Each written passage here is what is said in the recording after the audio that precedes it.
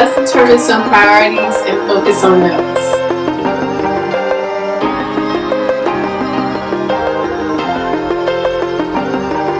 Hey everybody, thank you for tuning into my channel. Welcome back. It'd be great if you could like, comment, share, and subscribe. So let's jump right in, because last week we talked about progress versus perfection. This week we're going to talk about determining your priorities and focusing on those priorities. So this is kind of like part 2 to last week. Let's talk about how you can determine your priorities. Number 1, what is the most important thing in your life? The most important person in your life? The number one focus. The number one focus. Let me give you a clue of who it should be. His name starts with a J. Jesus. Jesus should be your number one focus in your life. And I think a lot of times we have a tendency to be lackadaisical when it comes to keeping Christ at the center of our lives.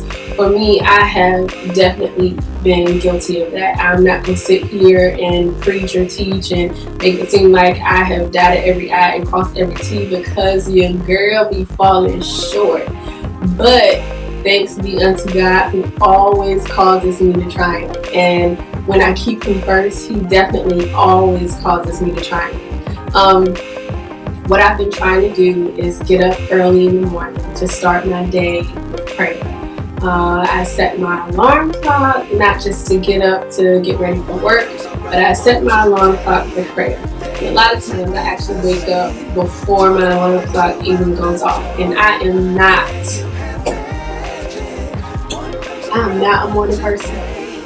And I set my alarm clock for, at first I was setting it for 7, then I was setting it for 6:30, just trying to incrementally step myself into waking up earlier.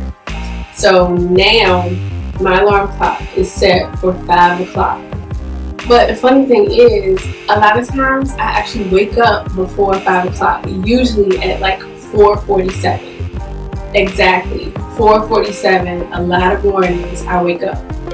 So what I've been doing is, instead of trying to force myself to go back to sleep, I started setting my alarm clock for 5 o'clock, and I might lay in the bed and pray, but to me, my thought process is that's still kind of lackadaisical. So I just want to make sure that I am striving to give God the very best of me.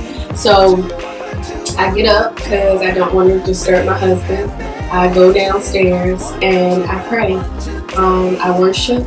Sometimes I listen to my Bible, or sometimes I read it. But either way, I am very intentional, trying to be very intentional with how I start my morning. I have not done that before, and I'm noticing that even though some crazy stuff has been going on in my life, that because I have been giving God time, I have so much peace. And the word is so true. If you keep your mind on him, he will keep you in perfect peace.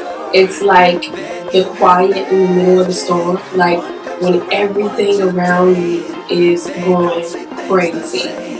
And it took me a while to get there. This did not happen overnight. I had to really kind of like struggle.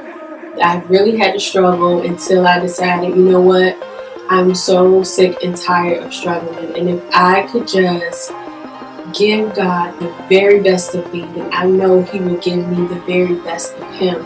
I think a lot of times we have a tendency to want so much from God, but be very unwilling to give him what is required of us.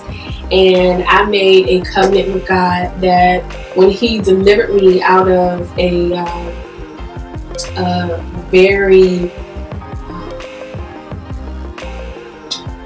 struggle that was pulling me underwater, I made a covenant with him that when he calls my name, and I hope it's no time soon, but when he calls my name, every gift that he's given me, I want to meet him empty-handed. I don't want to have anything that I've held on to, any gift, any wisdom, anything that I have that He has equipped me with. I want to use it for kingdom building. And basically that is what this channel is all about. It's about kingdom building. It's about me helping myself it's me being strengthened by talking to you guys, hearing my words. It reminds me of who I am and whose I am. And when I'm strengthened, I can go back and strengthen my brothers and my sisters. And that's what this is all about. It's just about kingdom building. It's about me honoring the covenant that I made with God, that when He blessed me to be able to just catch my breath, because I was being pulled underwater. When He blessed me to be able to catch my breath, I decided that everything that He asks me to do, everything that He tells me to do, everything that He places in my heart, I am just going to say yes. Just yes. So that for me is my number one priority.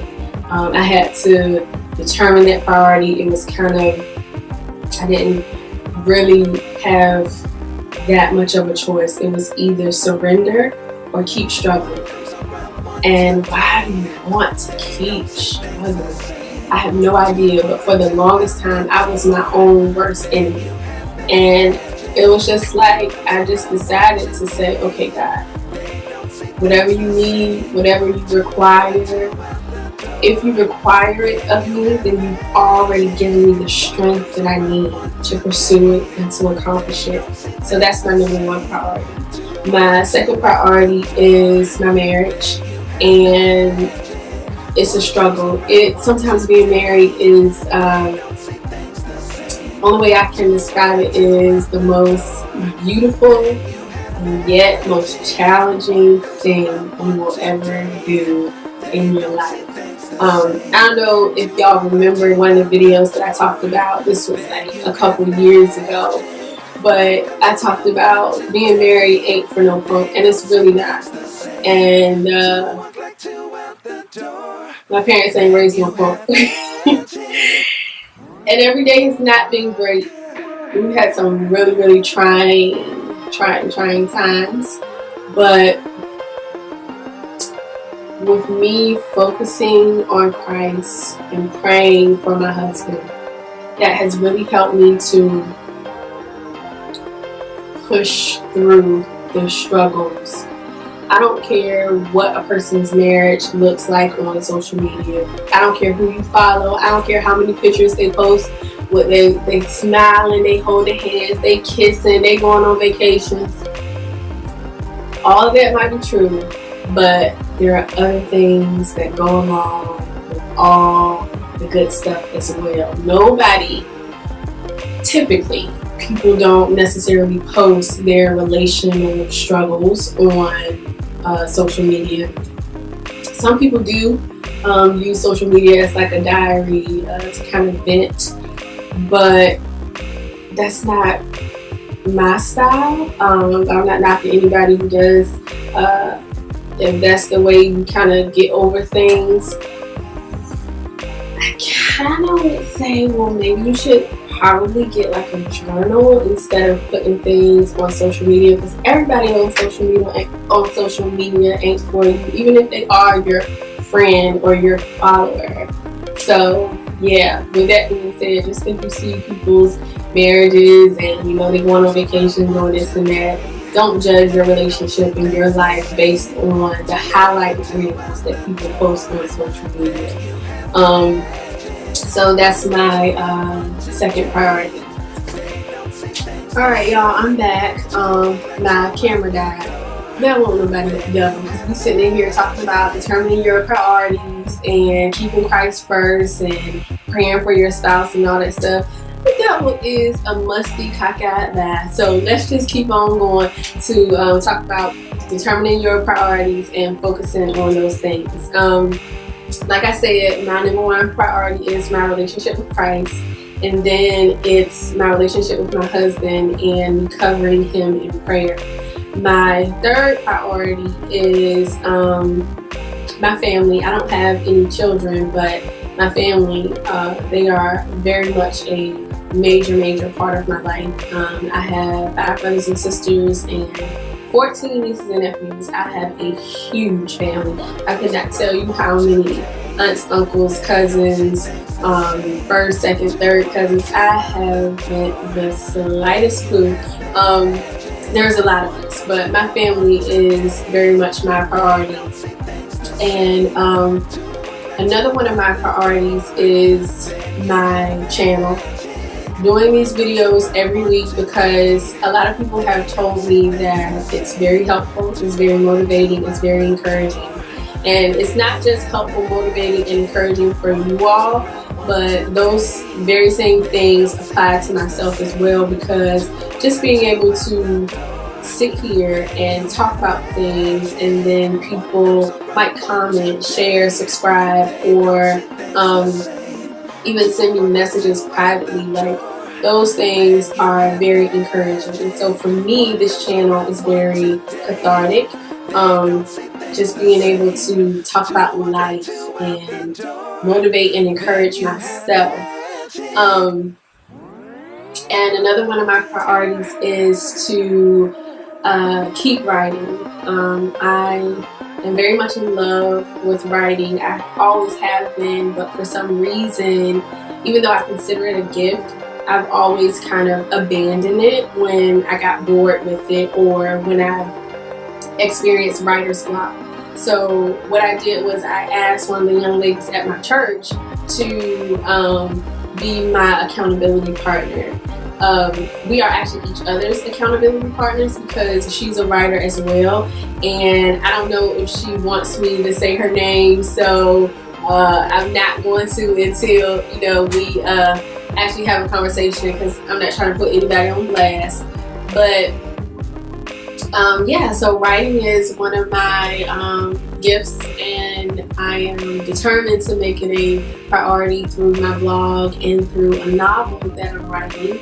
I'm hoping that I can get everything kind of structured and published within the next year or two. And I keep saying that in my videos because that's another way for me to hold myself accountable, is if I'm saying it out loud, then I feel like I'm making a commitment, and there's no reason for me not to hold true to my commitment.